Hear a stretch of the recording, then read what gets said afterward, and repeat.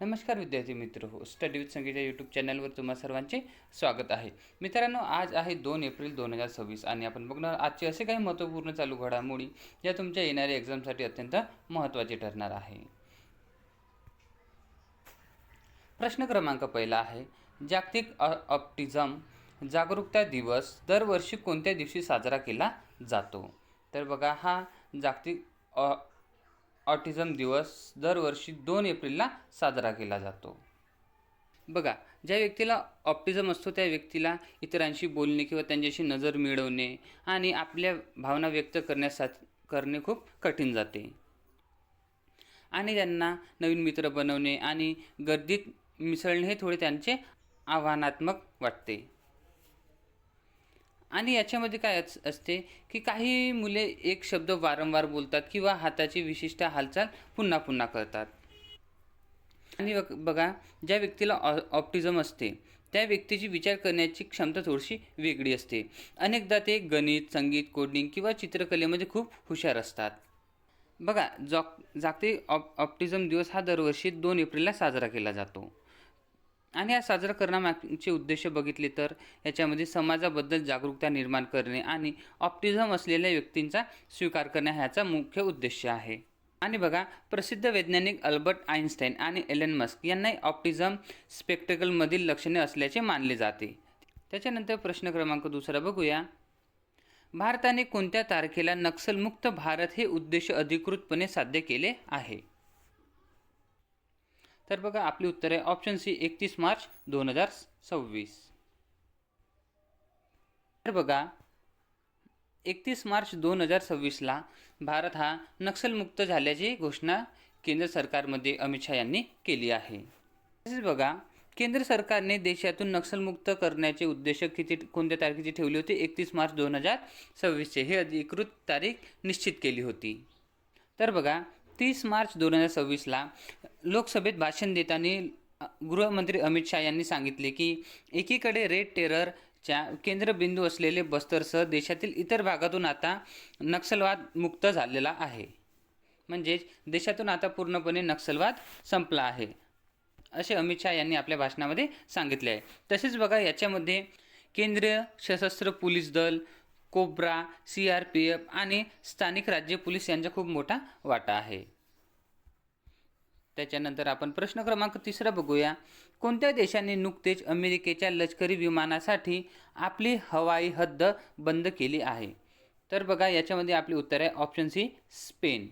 तर बघा, यांची अशी अवस्था झाली आहे की दोस्त दोस्त नाहरा, म्हणजे अमेरिका आणि स्पेन हे दोघे काय आहे, नाटोचे मेंबर आहेत आणि नियमानुसार त्यांनी एकमेकांना मदत करायला हवी. पण स्पेनने काय केलं आहे, चक्क अमेरिकेचे विमान रोखले आहे. हे असे झाले की एखाद्या क्रिकेट टीममधील खेळाडू दुसऱ्या खेळाडूला बॅट देण्यास नकार देण्यासारखे झाले आहे. पण बघा, याला पॉलिटिकल सस्पेंड म्हणतात. म्हणजे साधारणतः 60 ते 70 वर्षापूर्वी काय झाले होते, शीतकालीन युद्धाच्या काळात अमेरिका स्पेनचा वापर करत होता. कोणाच्या विरोधात? रशियाच्या विरोधात. पण आज काळ बदलला आहे आणि आता आपल्याला बघायला मिळते की स्पेन स्वतःचे निर्णय स्वतः ठरवत आहे. आणि या घटनामुळे सार्वभौमत्व म्हणजे काय हे उत्तम प्रकारे समजते. म्हणजे बघा, देश किती मोठा असला तरी दुसऱ्या देशाच्या हद्दीत शिरताना त्याची परमिशन घ्यावीच लागते. बघा, स्पेनचे जे पंतप्रधान आहे पेड्रो साचेज यांच्या नेतृत्वाखाली हा निर्णय घेण्यात आला आहे. आणि त्यांचे म्हणणे असे आहे की आंतरराष्ट्रीय कायद्याचे उल्लंघन टाळण्यासाठी आणि प्रादेशिक शांतता ठेवण्यासाठी हा निर्णय त्यांनी घेतला आहे. तसेच बघा, अमेरिकेने स्पेनमध्ये अब्ज डॉलर खर्च करून रोटा आणि मोरोन हे सैन्य बेस म्हणजेच लष्करी तळ बनवले आहे. आता आपण प्रश्न क्रमांक 14 बघूया. भारतातील नौदलाला नुकतेच मिळालेले संशोधक हे कोणत्या प्रकारचे जहाज आहे? तर बघा, जे संशोधक आहे हे सर्वेक्षण जहाज आहे. आपले उत्तर काय ठरणार आहे? ऑप्शन बी, सर्वेक्षण जहाज. बघा, या जहाजचे मुख्य कार्य काय राहणार? बंदराचे सर्वेक्षण करणे आणि नेव्हिगेशन मार्ग निश्चित करणे, तसेच समुद्र किनाऱ्यासह खोल समुद्रातील पाणी आणि जमिनीच्या नकाशा यांचे सर्वेक्षण करणे हे या कामासाठी हे जहाज निर्माण केले आहे. आणि याचे नाव बघा, संशोधक या शब्दाचा अर्थ काय होते, संशोधक असा, आणि जो या जहाजाच्या प्राथमिक भूमिकेला समर्पित आहे. तसेच बघा, संशोधक जहाज हे SVP प्रकल्पांतर्गत निर्माण करण्यात आले आहे. आणि हे निर्माण कोणी केले आहे, garden rich shipyard and engineer Kolkata यांनी हे निर्माण केले आहे. बघा, याच प्रोजेक्टद्वारे INS संध्याक, INS निर्देश आणि INS इक्षक हे जहाज निर्माण करण्यात आले आहे. त्यानंतर आता आपण प्रश्न क्रमांक 5 बघूया. 2026 मध्ये यामाहा म्युझिक इंडियाचे ब्रँड ॲम्बॅसिडर म्हणून कोणाची नियुक्ती केली आहे? तर AR रहमान यांची नियुक्ती केली आहे. बघा, याचे मुख्य उद्देश बघितले तर भारतातील संगीत शिक्षणाचा प्रसार करणे आणि मेड इन इंडिया वाद्यांना प्रोत्साहन देणे हा याचा मुख्य उद्देश आहे. तसेच AR रहमान यांच्या KM म्युझिक कन्सर्वेटरीद्वारे देखील या उपक्रमाला पाठबळ दिले आहे. तसेच बघा, रोहित शर्मा यांना ICC पुरुष T20 विश्वकपचे ब्रँड ॲम्बॅसिडर बनवले होते. तर करीना कपूर हा युनिसेफ इंडियाच्या ब्रँड ॲम्बॅसिडर आहे. Kiara Advani Maybelline New York, Ayushmann Khurrana FICCI frames 2026चे, तर ग्रुप कॅप्टन शुभांशु शुक्ला यांना विकसित भारत बिल्डथॉन यांचे ब्रँड ॲम्बॅसिडर बनवले आहे. आता आपण प्रश्न क्रमांक 6 बघूया. पंतप्रधान नरेंद्र मोदी यांनी कोणत्या ठिकाणी सम्राट संप्रती संग्रहालयाचे उद्घाटन केले आहे? तर बघा, यांनी कोबा गुजरात कोबा जे गांधीनगरमध्ये आहे, इथे यांनी काय केले आहे, सम्राट संप्रती संग्रहालयाचे उद्घाटन केले आहे. बघा, हे संग्रहालय जैन वारसा, इतिहास आणि अहिंसाच्या तत्वांवर प्रसारित करण्याचे समर्पित आहे. आणि बघा, विशेषतः या संग्रहालयात प्राचीन हस्तलिखित, दुर्मिळ मूर्ती, जुने नाणी आणि जैन संस्कृतीशी संबंधित ऐतिहासिक वस्तूंचा संग्रह आहे. तसेच बघा, जे संप्रती आहे ते सम्राट अशोक यांचे काय आहे, नातू आहे आणि कुणाल यांचे पुत्र. तर त्यांनी जैन धर्माचा अशोकसुद्धा म्हटले जाते, कारण की ज्याप्रमाणे अशोकने बुद्ध धर्मासाठी कार्य केले, तसेच सम्राट संप्रती यांनी सुद्धा जैन धर्मासाठी कार्य केले आहे. आणि त्यांनी जैन धर्माचे हजारो मंदिरसुद्धा बांधले आहे.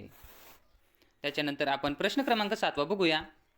नुकतेच चंद्रिका प्रसाद संतोखी यांचे निधन झाले आहे. ते कोणत्या देशाचे राष्ट्राध्यक्ष होते? तर बघा, चंद्रिका प्रसाद संतोखी हे सुरिनाम या देशाचे राष्ट्राध्यक्ष होते. बघा, यांचा कार्यकाळ बघितला तर 2020 ते 2025 या काळात सुरिनामचे 9वे राष्ट्राध्यक्ष म्हणून कार्यरत होते. आणि ते बघा, भारतीय वारस आहात, म्हणजे संतोखी हे भारतीय वंशाचे होते. त्यांनी राष्ट्राध्यक्ष पदाची शपथ संस्कृत भाषेत घेतली होती, ज्याच्यामुळे ते भारत आणि जागतिक स्तरावर काय होते, चर्चेत होते. तसेच बघा, भारत आणि सुरिनामचे संबंध बघितले तर त्यांच्या कार्यकाळात भारत आणि सुरिनाममधील संबंध सुदृढ झाले होते. आणि त्यांनी 2021 मध्ये भारत सरकारतर्फे त्यांना प्रवासी भारतीय सन्मान देखील देण्यात आला होता. प्रश्न क्रमांक 8 बघूया. ग्रँड प्रिक्स 2026 जिंकणारे आणि फॉर्म्युला 1 वर्ल्ड चॅम्पियनशिप नेतृत्व करणारे आतापर्यंत सर्वात तरुण ड्रायव्हर कोण ठरले आहे? बघा, हे ठरले आहे किमी अँटोनेली. हे सर्वात तरुण व्यक्ती ठरले आहे ज्यांनी जपान ग्रँड प्रिक्स 2026 जिंकले आहे. बघा, अँटोनेलिन हे 19 वर्षाचे आणि त्यांनी पहिले स्थान मिळवले आहे. तसेच त्यांनी लुईस हॅमिल्टनचा विक्रम मोडला आहे. ते किती वर्षाचे होते? 22 वर्षाचे. आणि बघा, जे अँटोनेलिन आहे त्यांनी सलग दुसऱ्यांदा हे विजेतेपद पटकावले आहे. आधी यांनी चीनमधील तर आता जापानमधील त्यांनी सलग दुसऱ्यांदा विजेतेपद नोंदवले आहे. बघा, जापानची राजधानी बघितली तर काय आहे? टोकियो. इथले चलन आहे येन. तर पंतप्रधान आहे साने ताकाईची.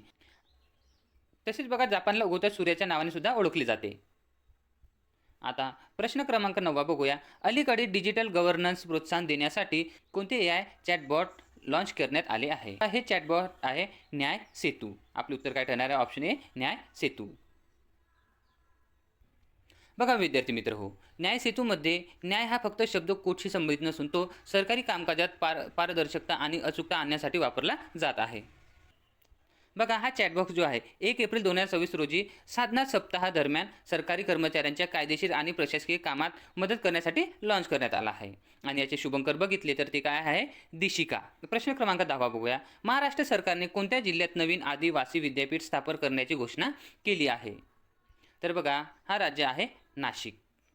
नाशिकमध्ये महाराष्ट्र सरकारने नवीन आदिवासी विद्यापीठ स्थापन करण्याचे घोषित केले आहे. आणि मित्रांनो, हा प्रश्न अगदी महत्त्वाचा आहे, कारण की हा नाशिक जिल्ह्यातील पहिले आदिवासी विद्यापीठ स्थापन करण्याचा आहे. म्हणून हा प्रश्न महत्त्वाचा आहे आणि हा महाराष्ट्राशी संबंधित आहे. म्हणून हा तुम्हाला कोणत्या ना कोणत्या एक्झामसाठी नक्की विचारला जाणार आहे. प्रश्न IMP मार्क करून ठेवा. बघा, महाराष्ट्र सरकारने 1 एप्रिल 2026 रोजी नाशिक जिल्ह्यात राज्याचे पहिलेच स्वतंत्र आदिवासी विद्यापीठ स्थापन करण्याची अधिकृत घोषणा केली आहे. आणि या विद्यापीठामुळे दुर्मिळ भागातील आदिवासी विद्यार्थ्यांना उच्च शिक्षण आणि संशोधनाची आधुनिक संधी मिळणार आहे. तसेच बघा, याचे उद्देश काय आहे? आदिवासी संस्कृतीचे जतन करणे आणि रोजगाराभिमुख शिक्षण देणे हा याचा मुख्य उद्देश आहे. मित्रांनो, हे होते आपले आजचे महत्त्वपूर्ण 10 चालू घडामोडी. आणि तुम्हाला जर क्लास आवडला असेल तर चॅनलला लाईक आणि सबस्क्राईब नक्की करा. तुम्हाला क्लास कसा वाटला हे मला कमेंटमध्ये नक्की कळवा. आपण उद्या भेटूया याच वेळी. धन्यवाद. जय हिंद, जय महाराष्ट्र.